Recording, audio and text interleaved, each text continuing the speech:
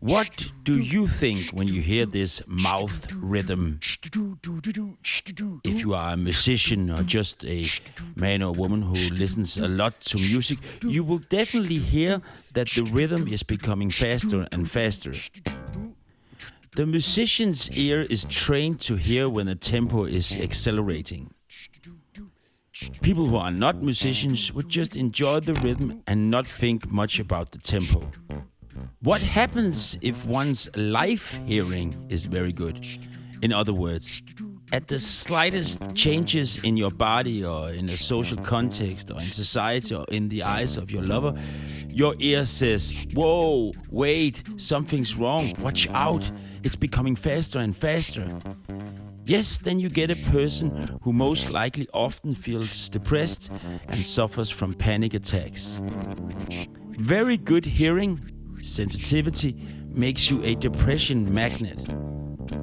I have struggled with panic attacks and depression since I was a little boy, and to this day I'm still on medication.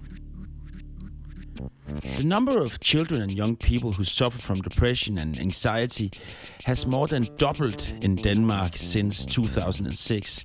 I think this is because the children have more and more time to themselves and thus also more time to listen. But if you don't want to accept that the tempo sometimes goes up because everything has to be perfect, well then the alarm bells are screaming almost all the time. Each and every now has everything in it, all the light and all the darkness. And the only thing we can be sure of in life is that everything is changing constantly. But if that's the only thing we can be sure of, then change is life in a nutshell. When you change a lot, for example, people who are very sick and on the verge of dying, you are standing in the core of life. Why not see change as your friend, a traveling companion who is by your side all the time? But it is difficult for us because we want to hold on. The tempo must be here and it must not change. Why not? Because I saw two men on Instagram who had 3 million followers and they said that the tempo should be here. We eat, sleep, dream, work and repeat these things as if we might live forever. But we will not live forever and sorrow will befall us. But when? When will the sorrow come? Now? When will I die? Now? Who knows? Anticipatory grief haunts our way of life. Anticipatory grief is depression in a nutshell. I have spent my entire life trying to change music as we know it. Why? I have no idea. I've just always seen it as my job to push and change the music. So I'm not just copying sound, but bringing some new sound to the table. This is not where success lives. This is not where the audience is. And that's why I fought to be able to make a living playing music. I've played the streets, made children's TV, playing all kinds of parties, played circus and theater.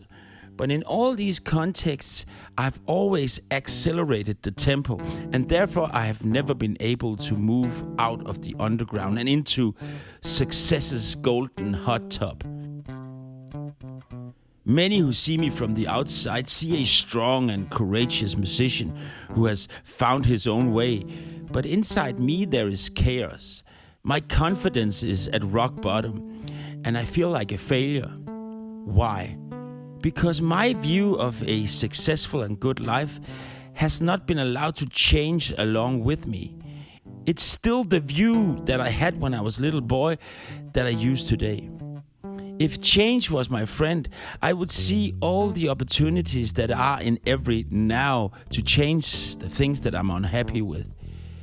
But I'm sitting like an angry little boy over in the corner and I won't play with anyone because I didn't get it my way.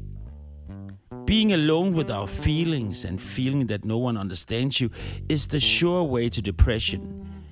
The connection between creativity and depression was suddenly illuminated in a completely new way in 2008. Here, Madupe Akinova and Wendy Barry Mendes did a study that looked at the role of rejection in creativity. Participants were given either positive, negative, or no feedback on a simple speaking test and were then asked to create a collage. The participants who were exposed to negative feedback or rejection produced more creative collages than the participants who had experienced positive or no feedback. This suggests that social rejection, which often leads to depression, may be responsible for increased creativity. Based on this, one can therefore conclude that depression creates creativity. And this is one of the main reasons why great artists were not understood in their own time. Because precisely the people's rejection of the artists was the fuel that made the artists create art that no one understood and therefore was rejected. You can see the self-reinforcing loop that here resides. So what is needed?